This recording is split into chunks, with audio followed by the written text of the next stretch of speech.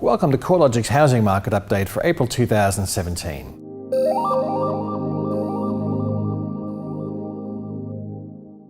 Capital gain conditions across the housing market have continued to gather pace, with CoreLogic reporting capital city home values rose by a further 1.4% in March to be 3.5% higher over the first quarter of the year and 12.9% higher over the past 12 months. The annual rate of growth was the highest since May 2010. Dwelling values have been surging higher since the middle of 2016, when the cash rate was lowered by 50 basis points and investment demand started to rebound after slowing through most of 2015 and the first half of 2016.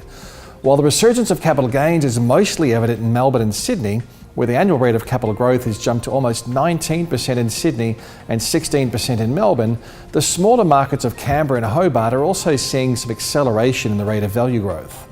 Adelaide and Brisbane continue to record more sustainable growth conditions, while dwelling values have continued to trend lower in Perth and Darwin on both a quarterly and an annual basis. There are plenty of reasons why the Sydney and Melbourne housing markets are showing such substantially higher rates of capital gain compared with the other markets. However, the broad factors relate to the high rate of population growth in these cities, as well as the strong jobs market, which is reflective of the buoyant services sector and also the construction sector, as well as the large number of investors that are adding to housing demand in these cities. Over the past 12 months, New South Wales and Victoria have accounted for just over 2/3 of the nation's population growth. The long-term average suggests a normal share of population growth in these two states is about 51%. Such strong population growth is a significant contributor to the housing demand. The past 5 years have seen New South Wales and Victoria comprise about 3/4 of the national number of jobs being created as well. The long-term average is substantially lower at about 55%. Finally, investment across New South Wales and to a lesser extent in Victoria is substantially higher than in other states. Based on January data from the Australian Bureau of Statistics, investors were responsible for almost 60% of housing commitments, excluding refinance loans, across New South Wales and 46% of loans in Victoria. Growth conditions across the Brisbane housing market remain sustainable, with house values increasing by 4% over the past 12 months. Brisbane's unit market isn't showing the same level of capital gains, with unit values virtually holding steady over the past year, with a growth rate of just 0.2%.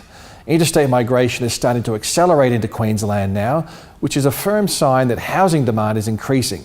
However, weak labour market conditions and a large number of units under construction across key inner city regions has been, and may continue to be, a barrier to higher growth and dwelling values.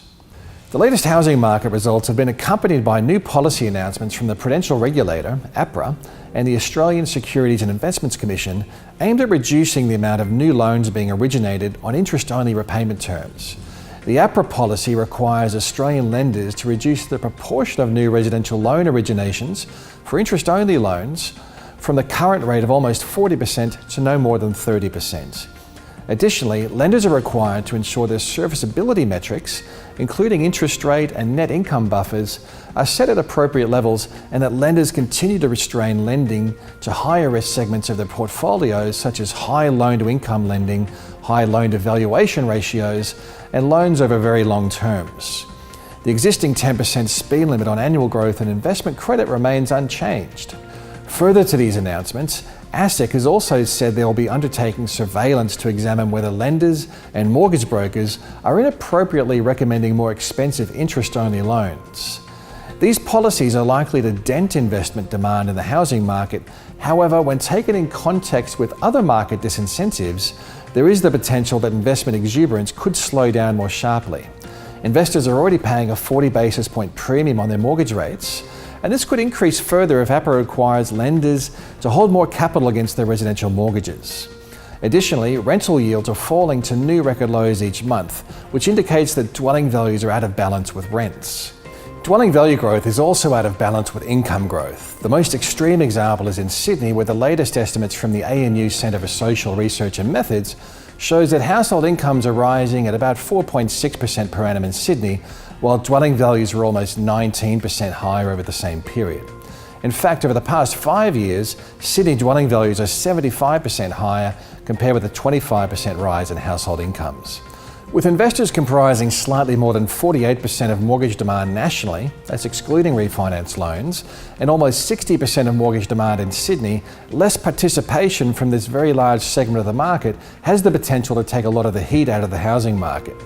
Regulators are likely to be mindful of the timing of an investor slowdown though, and will probably be careful not to dial back investor demand too swiftly. The unprecedented level of new unit supply that's currently under construction is highly reliant on investors being able to settle their off-the-plan contracts. Settlement risk is already heightened across some key inner-city unit markets, and a further tightening investment lending policies has the potential to create some challenges for the 150,000 or so units that will be transitioning from the construction phase to settlement. If investment participation does trend lower, we should expect the pace of capital gains will respond to the diminishment of demand. The growth cycle has been running for almost 5 years, and it's rare for housing markets to experience such a long and strong growth cycle. In isolation, the additional lending policies are likely to have a relatively minor effect on housing market conditions. However, when they're viewed in conjunction with the affordability constraints, the low rental yields, and rising mortgage rates, as well as against a backdrop of record low wages growth and record high levels of household debt, it's looking more like the housing market is approaching a peak. If you're interested in keeping up to date with the housing market, check out our regular reporting at www.corelogic.com.au.